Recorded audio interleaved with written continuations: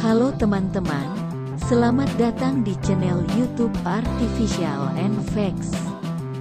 Bagaimana kabar kalian guys? Semoga hari kalian menyenangkan. Sebelum lanjut ke videonya, jangan lupa untuk klik tombol subscribe dan nyalakan lonceng notifikasinya, dan like video ini sebanyak-banyaknya. Izinkan saya membawakan sebuah pantun sebagai pembuka dalam video pembelajaran kali ini. Hehehe. Gubernur datang mencari aspirasi, masyarakat kecil inginkan solusi. Izinkan saya untuk memaparkan materi, semoga nanti mendapat apresiasi. Kali ini kita akan belajar bersama mengenai uji tanda non-parametrik statistik bisnis. Apa sih uji tanda itu? Uji tanda adalah metode statistik untuk menguji perbedaan yang konsisten antara pasangan pengamatan, seperti percobaan sebelum dan sesudah. Misal, kondisi A kita beri perlakuan menjadi kondisi B, kita lihat apakah ada perbedaan, menjadi lebih baik, atau justru menjadi buruk. Disebut uji tanda, karena data yang dianalisis dinyatakan dalam bentuk tanda-tanda, yaitu tanda plus untuk selisih positif dan tanda minus untuk selisih negatif. Tahap-tahap melakukan uji tanda. Uji tanda dilakukan dengan beberapa tahap, yaitu 1. Hipotesis, 2. Statistik uji, 3. Wilayah kritis, dan 4. Kesimpulan. Tahap pertama, yaitu melakukan uji hipotesis. Uji hipotesis dilakukan untuk menentukan atau memutuskan apakah menerima atau menolak hipotesis yang kita uji. Hipotesis 0, jika tidak ada perbedaan antara kondisi A dan B. Dan hipotesis alternatif, jika terdapat perbedaan antara kondisi A dan B. Gunakan uji hipotesis pada gambar pertama, jika tidak terdapat perbedaan antara kondisi A dan B. Gunakan uji hipotesis pada gambar kedua, jika B lebih baik atau lebih buruk dari A. Tahap yang kedua, yaitu melakukan statistik uji. Subtes yang pertama adalah memberi tanda. Tanda positif untuk perubahan menjadi lebih baik. Tanda negatif untuk perubahan menjadi lebih buruk. Dan 0 untuk yang tidak ada perubahan kondisi. Subtes yang kedua, yaitu menghitung N dan X. N atau jumlah sampel total merupakan hasil penjumlahan dari N positif tambah N negatif. Jika sampel kecil atau N kurang dari 25, gunakanlah distribusi binomial. Dan jika sampel besar atau N lebih besar dari 25, gunakanlah distribusi normal.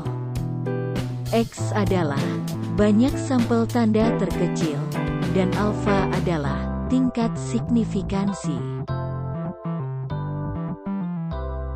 Selanjutnya, tahap yang ketiga adalah wilayah kritis. Kita tolak H0 jika p-value-nya kurang dari A. Dan kita gagal tolak H0 jika p-value-nya lebih besar dari A. Selanjutnya, tahap yang terakhir adalah membuat kesimpulan. Tolak H0 berarti dengan tingkat signifikansi A, terdapat cukup bukti untuk menyatakan bahwa ada perbedaan antara kondisi A dan B. Dan, gagal tolak H0. Berarti, dengan tingkat signifikansi A, terdapat cukup bukti untuk menyatakan bahwa ada perbedaan antara kondisi A dan B. Saat ini, saya akan menjelaskan dan memaparkan mengenai tutorial menerapkan uji tanda non-parametrik menggunakan aplikasi software SPSS. Tahap yang pertama, kita perlu mencari dan menentukan data yang akan kita masukkan ke dalam aplikasi software SPSS. Pada kesempatan kali ini, saya akan mengambil data dari situs website Badan Pusat Statistik atau yang biasa disingkat dengan BPS. Yang pertama adalah kita harus membuka terlebih dahulu situs BPS-nya. Klik yang paling atas.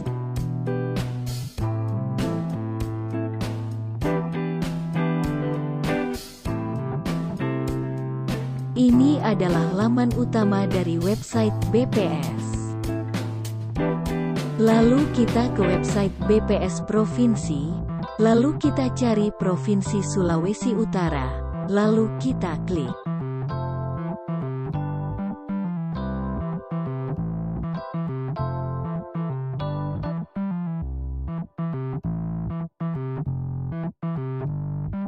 Selanjutnya, klik yang bagian sosial dan kependudukan yang ada di sebelah kiri. Lalu kita pilih yang pendidikan.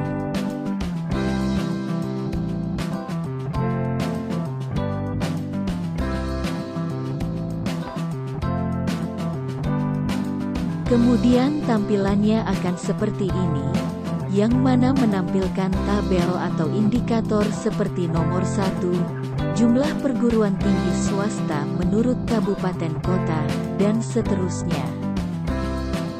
Tapi kali ini, saya akan mengambil data yang ada pada nomor 9, dengan judul, Banyaknya Sekolah, menurut tingkatannya di Provinsi Sulawesi Utara.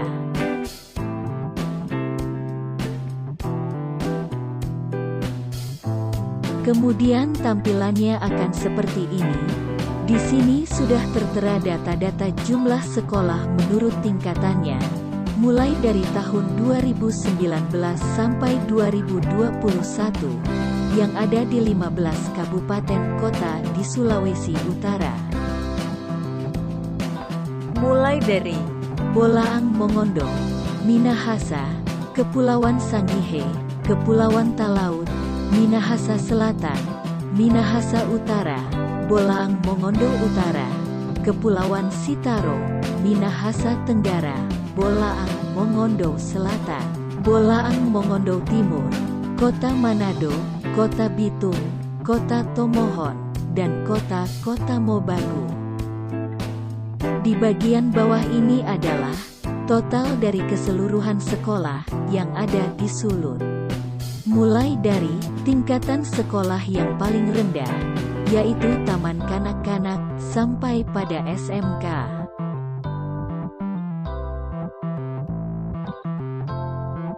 Nah guys, pada kesempatan kali ini, saya akan menggunakan data yang dari sekolah taman kanak-kanak, tapi hanya akan mengambil data yang tahun 2019 dan tahun 2020.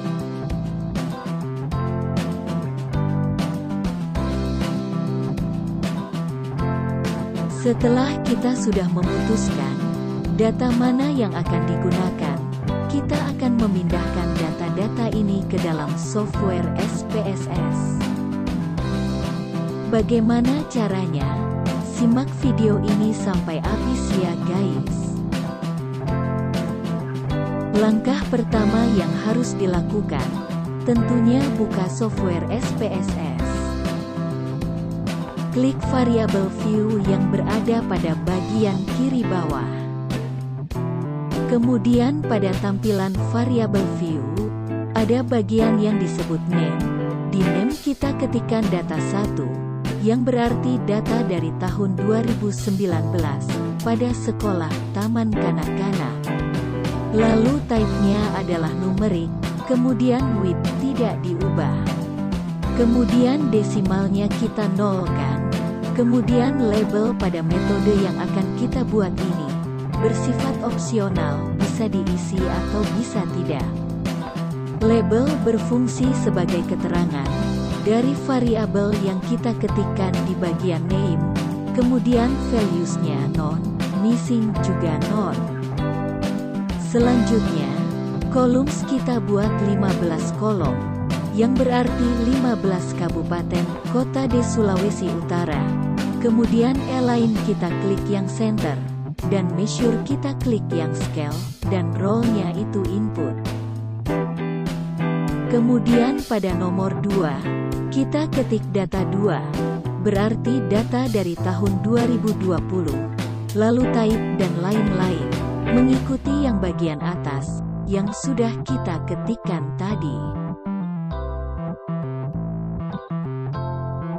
Setelah itu, kita klik data view, yang berada di sebelah variabel view, di kiri bawah. Kemudian, kita masukkan data yang telah kita cari di website BPS. Setelah data-data dimasukkan, kita akan mulai melakukan uji tanda. Bagaimana caranya? Yang pertama, kita pergi ke Analyze, yang ada di bagian atas, lalu kita klik. Kemudian kita cari yang non-parametric test. Lalu kita ke bagian yang Legacy Dialogs ini. Lalu kita pilih yang To Related Samples, kemudian diklik.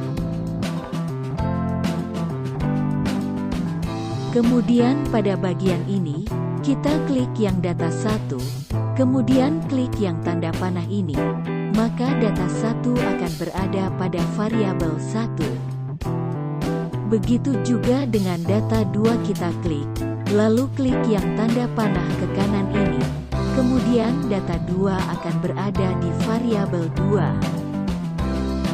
Selanjutnya, karena kita akan melakukan tes tanda, bukan Wilcoxon, jadi kita pilih yang sign lalu klik OK. Kemudian akan keluar outputnya seperti ini. Yang pertama, bisa kita lihat ada tabel frekuensi. Tabel frekuensi ini, isinya yang pertama ada negative difference. Negative difference ini menyatakan banyaknya nilai variabel data 2 atau data 2020 yang lebih kecil dari data 1 atau data dari tahun 2019. Jumlahnya ada 13. Lalu positive difference ini menyatakan banyaknya nilai variabel dari data 2 atau data tahun 2020 yang lebih besar dari data 1 atau data tahun 2019, jumlahnya ada 1. Sedangkan yang TAIS ini menyatakan bahwa banyaknya nilai dari data yang pertama sama besar dengan data yang kedua, jumlahnya ada 1. Dan total keseluruhannya adalah 15. Pada output yang kedua ini, memberikan informasi nilai sebagai dasar dari pengambilan keputusan untuk menentukan apakah terdapat perbedaan dari dua sampel yang diuji.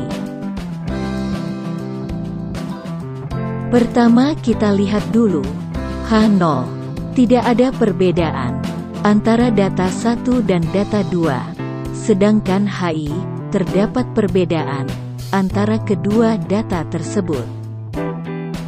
Kita misalkan, A sama dengan 5% atau 0,05, karena nilai probabilitasnya sama dengan 0,002. Maka keputusan pengujian ini adalah menolak H0. Kita tarik kesimpulan bahwa, karena pada keputusan ini, menolak H0, yaitu terdapat perbedaan antara data 1, yaitu data tahun 2019, dengan data 2, yaitu data dari tahun 2020. Hidup sepi tanpa kekasih. Cukup sekian dan terima kasih.